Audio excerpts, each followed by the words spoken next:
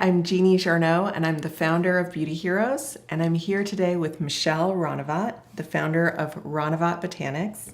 Hi, Michelle. Hi, Jeannie. Thank you so much for having me here in San Francisco.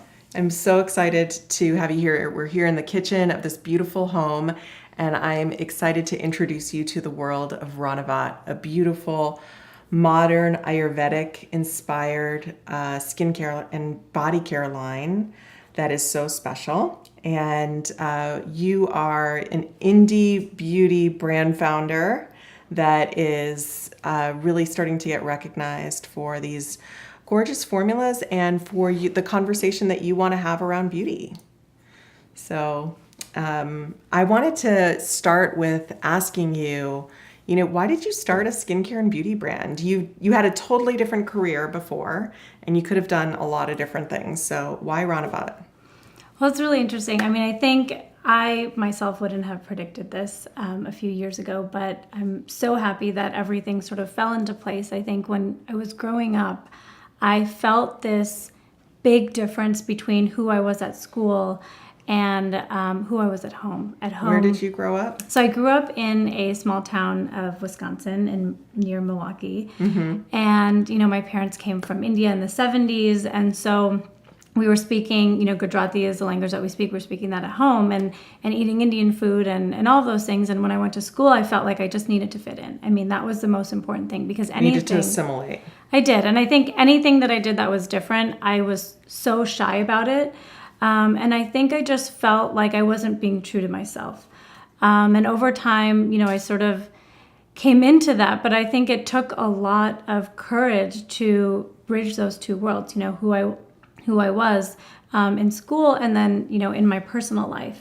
You said like at home you were a vegetarian and at school that was like weird to be a vegetarian. Yeah, and even like I actually I've been dancing in Bollywood for a very long time. I've been in movies and things like that. I have to see that one day. Yes. I have to see that one day. It's a little embarrassing, but I love it. I mean, it's something that connected me to my culture in a way that I can't even explain. And I think that's why I loved learning dance, because it was a way for me to be proud of who I was. But of course, when I went to school, I never did any of that. I kept quiet, and I was an incredibly shy person. Mm. And you went on to study. What did you study? You have a master's. So I have a master's in engineering management, and I studied industrial engineering in undergrad.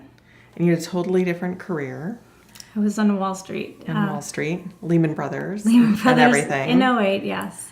And then you went to go work for your family business. And how did you come to start Ranavat? So it's funny. I mean, the way that I even stumbled upon my family business, I think a lot had to do with '08 and what happened at that point. I was sort of forced into that. And my dad sort of said, you know what, you've been on Wall Street for 6 years. Why don't you sort of take a chance on this? And I said, okay, I guess, I owe it to you to do that. And so I just begrudgingly sort of started this at this pharmaceutical type company where we've sourced all these raw materials. And I actually really fell in love with that. I mean, I'd go to these facilities and plants in China, in Europe, all over the world. And just, there's something about like bringing something to life that really just struck a chord with me. I just love it. And, it could have been that maybe that's why I studied engineering in the first place. Right. But having never actually practiced it, I just was out of touch. And so I felt so connected to what the level of quality was, how focused the pharmaceutical world was on just not only the ingredients, but how it's processed. And I felt this connection immediately. And I was really happy. I had no intention of leaving, actually.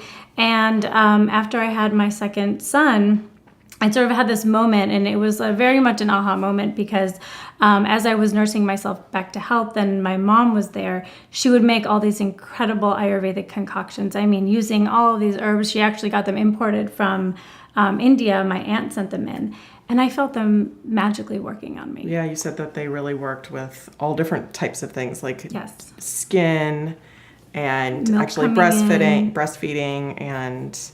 I know Ayurveda is such a incredible discipline and science, so I am very familiar with it, but this is really modernizing it. So Well, I think like part of who I am is also someone that still has grown up here. And so when I saw sort of what Ayurveda was, it was very medicinal. And it was, ailment based and sort of, there are actual doctors that are Ayurvedic doctors that prescribe things. And I felt like I want my experience to be luxurious. I don't want it to be medicinal. And I think there's also a lot of confusion around different dosha types and, it can get very in the weeds.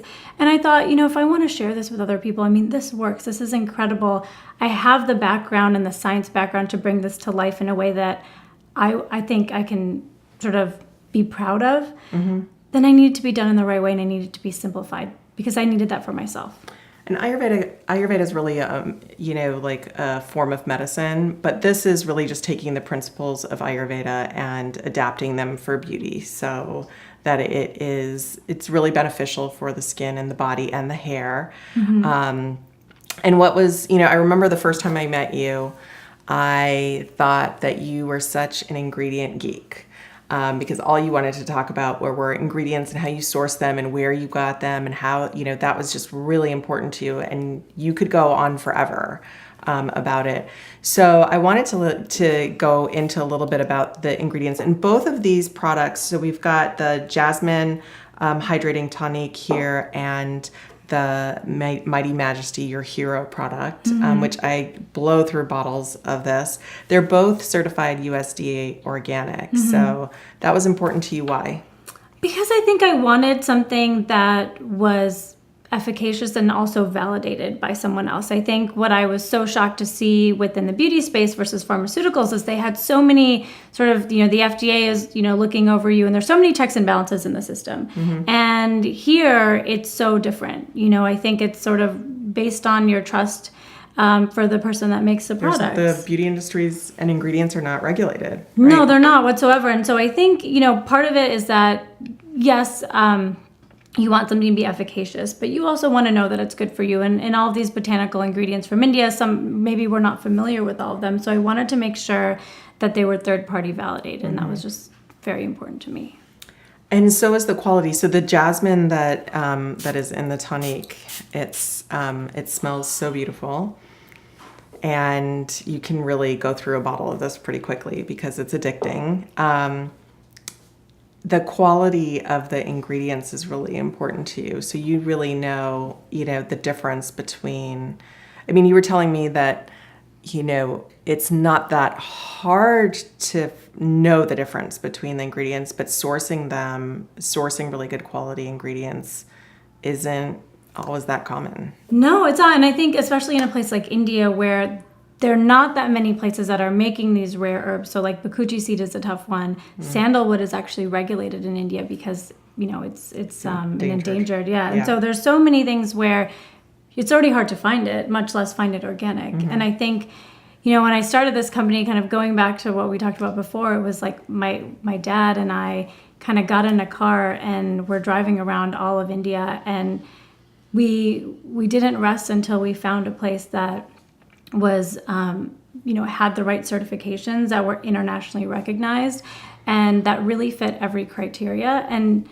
kind of for me, it's, yes, an ingredient list is so critical and so important.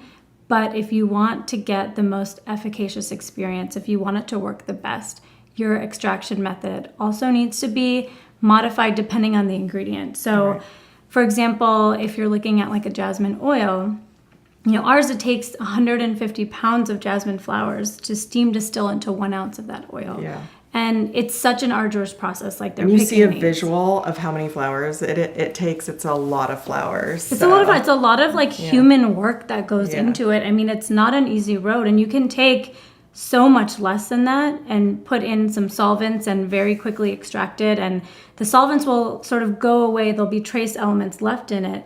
It's a very efficient way to do it, but is that really, like, for me, it's not about efficiency when it comes to creating something. I'll take as much time as I need to, but I want that end result to be the best. And when you smell it, you just know the difference. So the jasmine oil is in the Mighty Majesty along with amla.